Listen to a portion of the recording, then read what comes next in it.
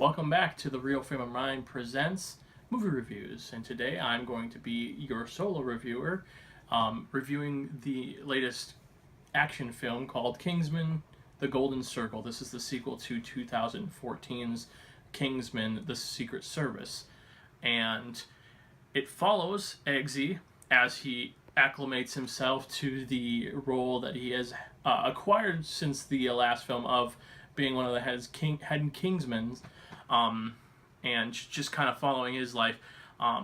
In comparison, I'm going to have to say the first one was better in almost every aspect.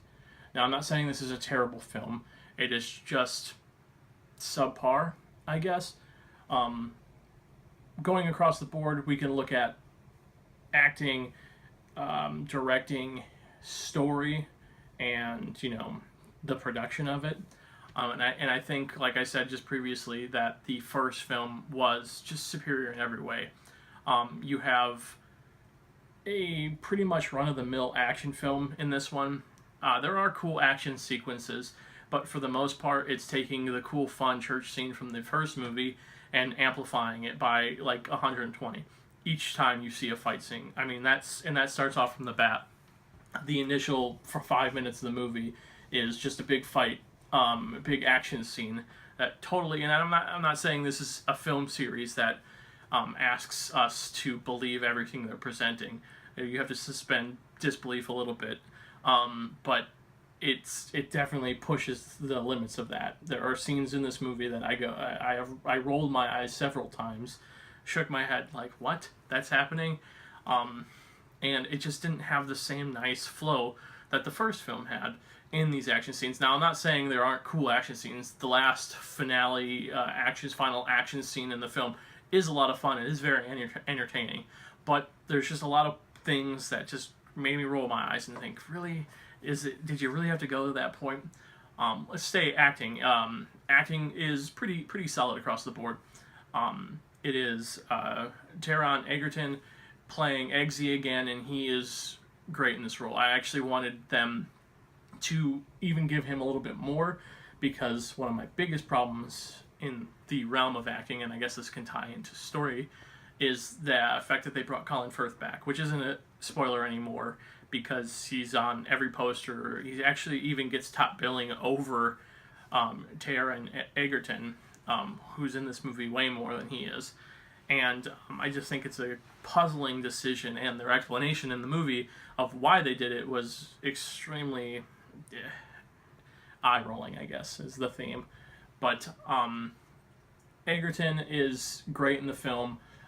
You get smaller, not cameos, but smaller roles, chunks of roles from Channing Tatum. Jeff Bridges is in there, Halle Berry. They're all kind of serviceable. I guess they're fine. Mark Strong gives a great performance again. I really enjoy him in these films. And there's actually a pretty funny, one of the best characters in the film. It would be a spoiler to tell you who it is, but it's actually bigger of a role than a cameo. I'd say it's actually a small supporting role in the film, but he's hilarious, and once you figure out who that is, see what he does in the film, it's actually a lot of fun. It's probably the best funny comedy beats that you would get from the movie. As for one of my biggest problems, I think, is the story and the pacing of the film. The story is a pretty by-the-book action story, and it follows it to a T, almost to the point where I was just like, oh, yep, they're going to go that way. With almost every twist and turn that they did with the film, there is some pretty cool character development. Specifically, I actually was pretty interested in the character of Poppy, played by Julianne Moore, who is the main villain of the film. She's fine. She's interesting and unique as a villain, but if you're comparing to the first film, Samuel L. Jackson's Valentine was so much more developed, so much more interesting as a villain, and so much more believable, I guess, even with his character flaws, or character habits, be it. But those things were my problems, and like I said, the story, it's eye rolling, and I'm gonna keep with that, because it's at points just really. I mean, there's some down points. There's some good points too.